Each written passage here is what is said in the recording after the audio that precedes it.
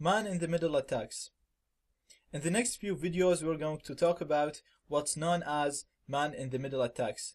This is one of the most dangerous and effective attacks that you can carry out in a network. You can only do it once you connect to the network. It can be used to redirect the flow of packets from any client to our device. This means that any packet that is sent to or from the client, the target client, will have to go through our device. And since we know the password, since we know the key to the network, we will be able to read those packets, so they won't be encrypted, and we will be able to modify them, drop them, or just read them if they contain passwords or important information. This attack is so effective because it's very hard to protect against. We're going to talk about the ways to protect against it, but it's very hard to fully protect yourself against this attack. This is due to the way ARP protocol works. It was programmed in a way that it's very simple and it's very effective, but it's not secure enough. ARP has two main issues, two main security issues. The first one is that each ARP request or response is trusted. So whatever my device says to other devices that are in my network will be trusted. So I can just tell any device that's with me on my network that I am the router, and the device will trust me. It will not try to make sure that I am actually the router. It will not make any tests to ensure my identity. If I tell any device that I am the router, the device will believe me. Same way if I talk to the router, and if I tell the router that I am someone else on the network, the router will trust me and will start treating me as that device. So that's the first security issue.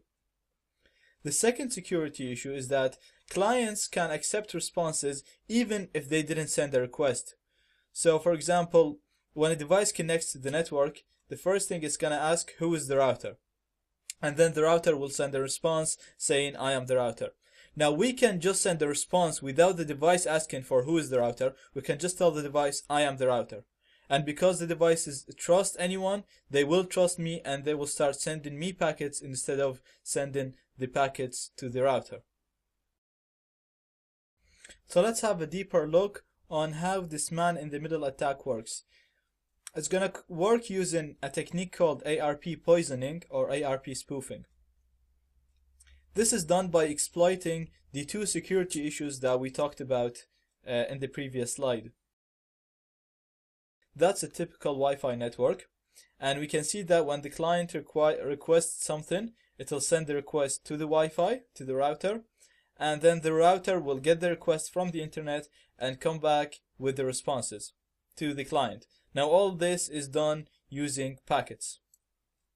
So what we are going to do is we're going to send an ARP response to the client, so we can send responses without the client asking them. So the client didn't ask for anything, but we can still send it a response. We're gonna say that my IP is the router IP. So the router, for example, has 192.168.1.1.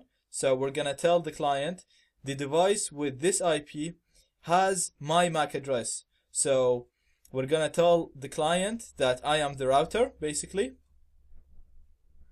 This will cause the client to, instead of sending the packets to the router, it will start sending the packets to us because we told him the device with the router IP is me, has my MAC address. After that, we're going to do the opposite to the router. So we're going to tell the router that I am the client. We'll do this by telling the router that my IP is the client's IP and that client has my MAC address. So the communication of packets will be done through the MAC address, and the Wi-Fi router will start sending any packet that's meant to go to the client will be sent to us instead. This will redirect the flow of packets through our device. So when the client wants to send a request, it will send the request to us. So for example, when it wants to open google.com, it will send that request to our device instead of sending it to the router. Now our device will go to the router, it'll get google.com. The router will send the response to our device instead of the client, and then we will send the packet back. So this means that each packet that is sent to the client or from the client will have to go through us. Since it's going through us and we have the key, we can read these packets, we can modify them or just drop them. So that's the basic principle of man in the middle and ARP poisoning. Basically, we're gonna tell the client that we are the router, and then we're gonna tell the router that we are the client. This will put us in the middle between the packet flow between the client and the router, and all the packets will start flowing through our device. Then we can read the packets, modify them or drop them.